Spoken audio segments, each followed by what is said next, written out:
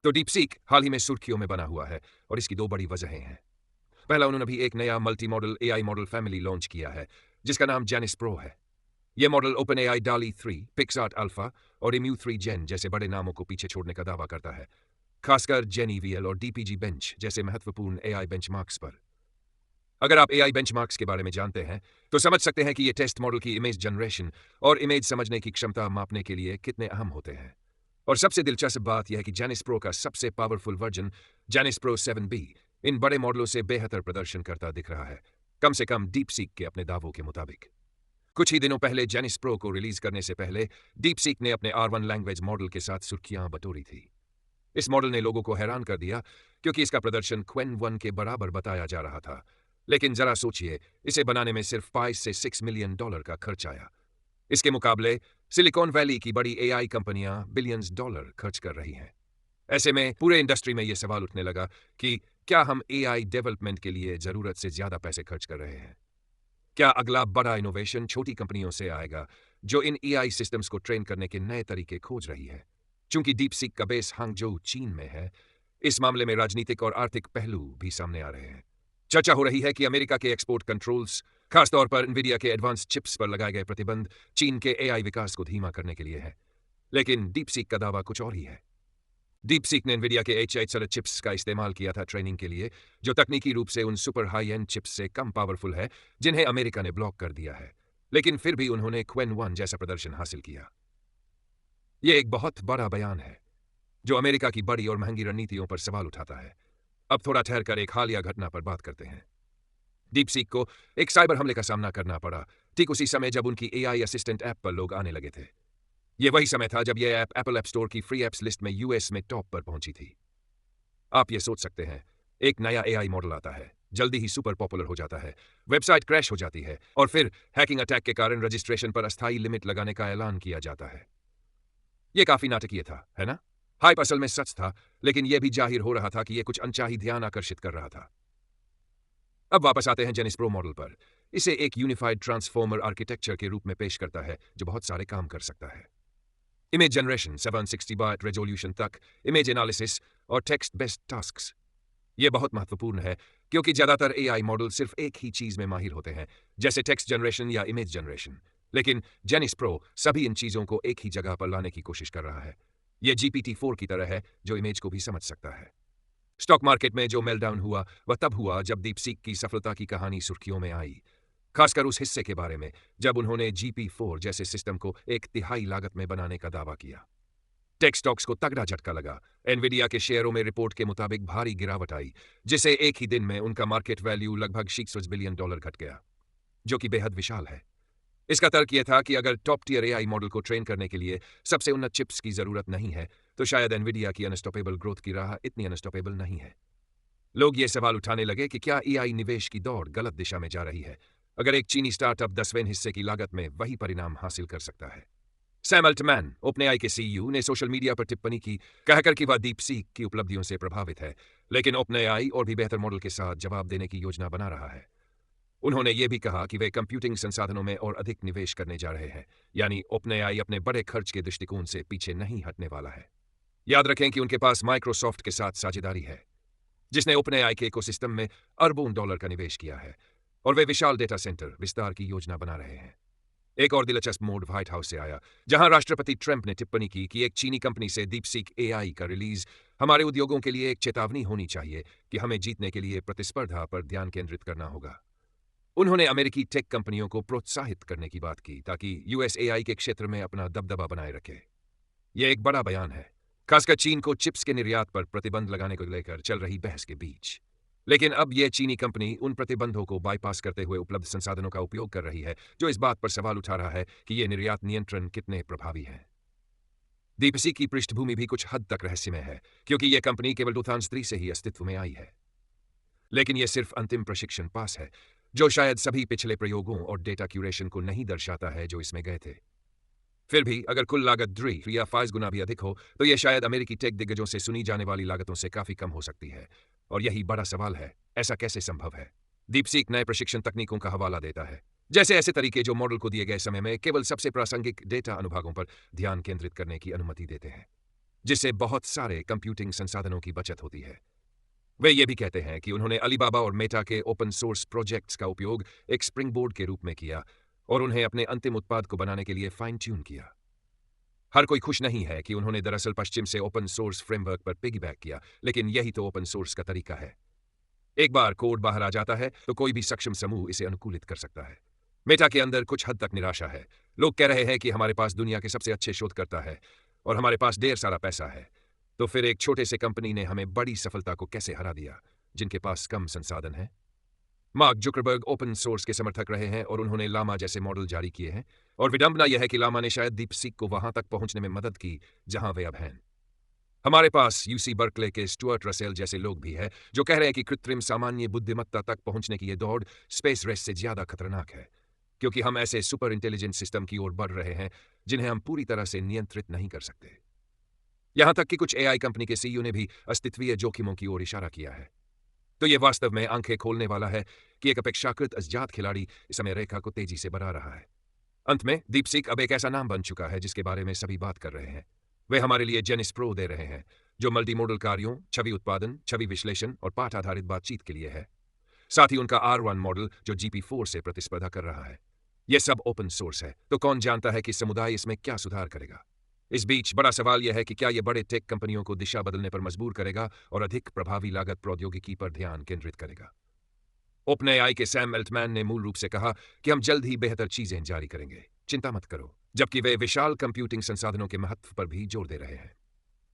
Meta ने यह संकेत दिया कि आपको यदि आप दुनिया भर में अरबों लोगों को सेवा देना चाहते हैं तो आपको वह सारी ताकत चाहिए। तो शायद यह सिर्फ मॉडल को प्रशिक्षित करने के बारे में नहीं है, बल्कि इसे विशाल पैमाने पर तैनात करने के बारे में है। लेकिन एक बात तो तय है कि जिनी अब बोतल से बाहर है। दीपसीक की अचानक सफलता एआई में पश्चिमी दिग्गजों द्वारा डाले गए अरबों डॉलर के लिए एक वास्तविकता जांच है। शायद छोटे चंचल टीमें अगर अपने तरीकों में होशियार है तो वे गति पकड़ सकती है, और यह सिर्फ हाइप नहीं है। इसका वास्तविक असर स्टॉक कीमतों, निवेश प्रवृत्तियों और यहां तक कि सरकारों के निर्यात नियंत्रण पर भी हो सकता है। अगर एक चीनी लैब बिना शीर्ष स्तर की चिप्स के जीपीटी स्तर के मॉडल बना सकती है तो यह एआई प्रभुत्व के बारे में पूरी बातचीत को बदल देता है। तो यही है पूरी कहानी। एआई की दुनिया में वाकई दिलचस्प समय है ना? हमारे पास दीपसीक से एक नया ओपन सोर्स दृष्टिकोण है जो स्पष्ट रूप से नए दक्षता मानकों को स्थापित कर रहा है। हमारे पास अमेरिकी टेक कंपनियां हैं जो इसे फिर से समायोजित कर रही है, या कम से कम ध्यान दे रही है। स्टॉक मार्केट इसका जवाब दे रहा है, सरकार हस्तक्षेप कर रही है, और ओपन सोर्स समुदाय शायद इन नए मॉडल्स के चारों ओर एकजुट हो रहा है। मुझे जानने में दिलचस्पी है कि आप इस बारे में क्या सोचते हैं। क्या दीपसीक की सफलता टिकाऊ है, या क्या यह सिर्फ एक पल की चमक है? क्या हम छोटे दलों को बड़े खिलाड़ियों को बजट के एक हिस्से में इनोवेट करते हुए देखेंगे, या क्या ओपनएआई और मेटा जैसी कंपनियां हमेशा अपने विशाल संसाधनों के साथ बढ़त बनाए रखेंगी? दीपसीक का मुख्यालय हांगकांग में है। कुछ बड़े चीनी खिलाड़ियों ने पहले ही बड़े भाषा मॉडल जारी किए हैं, लेकिन अब तक कोई भी चीनी मॉडल अमेरिकी टेक समुदाय का ध्यान दीपसीक जैसे आकर्षित नहीं कर पाया है। कुछ आलोचकों को संभावित सुरक्षा जोखिमों को लेकर चिंता है। सवाल यह उठता है कि क्या दीपसीक चीनी सरकार से इतने गहरे जुड़ा हुआ हो सकता है कि वह उपयोगकर्ता डेटा को खतरे में डाल सकता है या सेंसरशिप का कारण बन सकता है।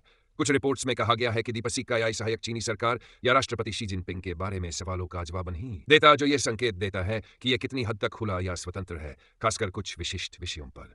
फिर भी केवल कुछ हफ्तों में दीपसीक का एआई सहायक अमेरिकी एप्पल ऐप स्टोर में सबसे ऊपर पहुंच गया, यहां तक कि उसने चैट जीपीटी को भी पीछे छोड़ दिया और सबसे उच्च रेटेड मुफ्त एप्लीकेशन बन गया।